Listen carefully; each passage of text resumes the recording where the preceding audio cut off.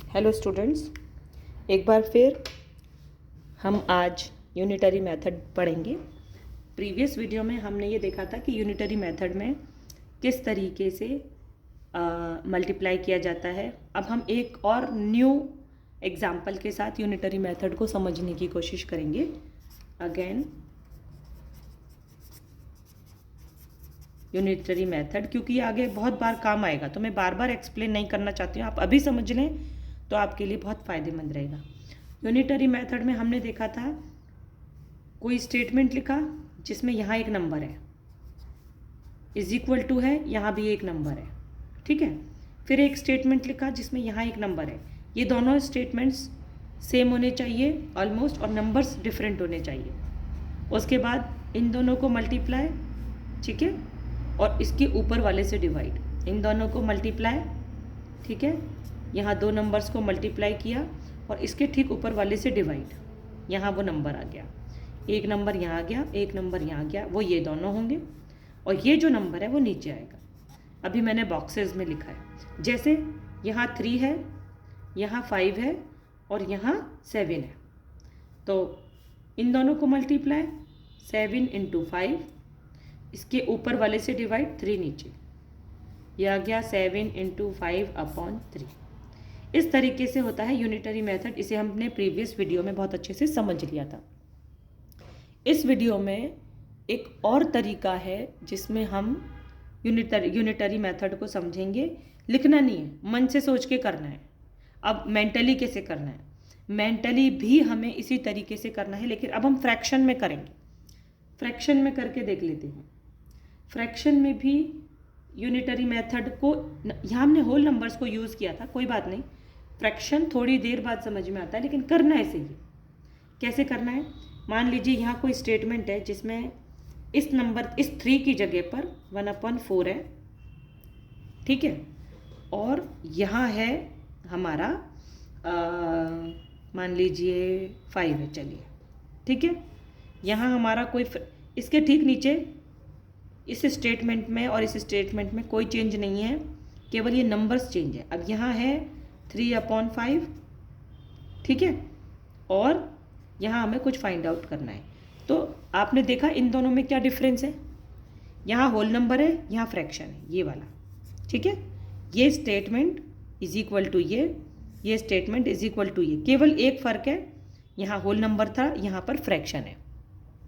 Again ये जो है स्टेटमेंट है, ये भी एक स्टेटमेंट है, यहाँ होल नंबर है और यहाँ पर एक फ्रैक्शन है, ठीक है। यहाँ भी हमें कुछ फाइंड आउट करना था, तो ये पूरा, हम इस पूरे को, फ्रैक्शन को एक साथ लिखेंगे, इसके साथ इन दोनों को करेंगे मल्टीप्लाई, ठीक है। कैसे करेंगे, 3/5, ठीक है, लिखा, मल्टीप्लाइड बाय 5 लिखा, ठीक है। यहाँ तक सबको समझ में आ गया। इसको इससे मल्टीप्लाई करेंगे, यहाँ तक आ गया, इसके ऊपर वाले से डिवाइड। अब ये बना डिवाइड और इसके ऊपर वाले से डिवाइड, यानी 1/4 से डिवाइड। यहाँ तक आया। लिखना कैसे, अभी सॉल्यूशन में बता रही हूँ। इसको लिखना कैसे है कि हमने इस तरीके से लिखा। अब इसको देख के डर लग रहा होगा कि इसको सॉल्व कैसे करेंगे। इसे सॉल्व करने का एक बहुत सिंपल तरीका मैं यहाँ बता रही हूँ, इस जगह है ना, इस जगह देखिए। सबसे पहले ये रहा 3/5, ठीक है, ये किया मल्टीप्लाइड बाय दिस 5। इस 5 के नीचे 1 लगाएंगे, क्योंकि ये एक होल नंबर है, ये जो है एक होल नंबर है। होल नंबर के साथ नीचे डिनोमिनेटर अगर लगाना पड़े तो हम 1 लगा सकते हैं। यहाँ तक आ गया समझ में। अब ये 1/4 जो है वो अपॉन में है बेटा। देखो बच्चों, ये जो अपॉन है ना, इसे, इसका मतलब होता है डिवाइड, ठीक है। इस अपॉन को हटा दीजिए और लगा दीजिए इसके आगे डिवाइड, ठीक है। उसके बाद अपॉन के नीचे लिखा हुआ है 1/4, अब 1/4, ये पूरा एक लाइन में आ गया। अब ये बड़ा वाला जो अपॉन है, ये इसको हटा के हमने डिवाइड कर दिया। यहाँ तक आया, यहाँ तक आया। इसके बाद ये फ्रैक्शन है, ये फ्रैक्शन है और ये फ्रैक्शन है, सब एक लाइन में आ गए।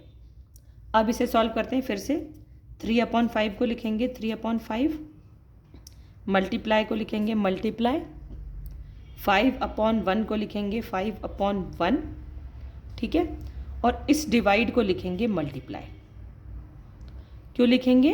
क्योंकि जब भी हम डिवाइड करते हैं फ्रैक्शंस में तो वो डिवाइड जो है वो प्रॉपर नहीं हो पाता है, इसीलिए इसको मल्टीप्लाई करके इसको उल्टा कर देते हैं।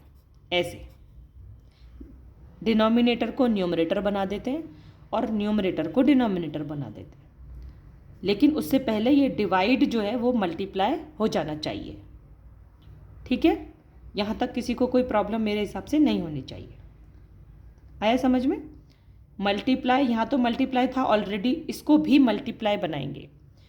जब भी हम डिवीज़न को मल्टीप्लाई में कन्वर्ट करते हैं तो उसके जस्ट आगे वाला जो फ्रैक्शन है, सारे फ्रैक्शन नहीं, केवल इसके जस्ट आगे जो फ्रैक्शन है वो उल्टा हो जाएगा। 1 नीचे 4 ऊपर, न्यूमरेटर डिनोमिनेटर बनेगा और डिनोमिनेटर न्यूमरेटर बनेगा। यहाँ तक आया? अब इसे हम सॉल्व करेंगे।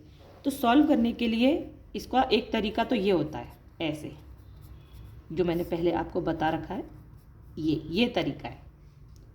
सारे न्यूमरेटर्स को मल्टीप्लाई कर दो और सारे डिनोमिनेटर्स को मल्टीप्लाई कर दो, एक तो ये तरीका है।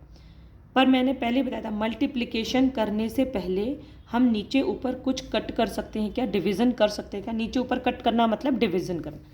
तो अगर हम डिवीज़न कर सकते हैं तो हमें पहले डिवीज़न करना चाहिए ताकि कैलकुलेशन एक्यूरेट हो सके, फास्ट हो सके और हमारा टाइम बचे। तो हम इस 5 से इस 5 को कट कर सकते हैं, ठीक है। हमने इस 5 को इस 5 से सिंपली कट कर दिया। आप सेम नंबर्स नीचे ऊपर कट हो जाते हैं, न्यूमरेटर से डिनोमिनेटर कट हो जाता है, सेम नंबर्स, ठीक है। अगर बड़ा भी है तो डिवाइड हो जाता है, सेम है तो इक्वली कट हो जाता है, ठीक है। नीचे क्या बचा? केवल 1 बचा, 1 बचा। 1 की हमें कोई ज़रूरत नहीं होती है, वी कैन लीव 1। और 3 और 4 के बीच में क्या है? मल्टीप्लाई। अब हमारे पास केवल ये नंबर बचा है, 3 4 12, ठीक है। ये हमारा आ गया आंसर।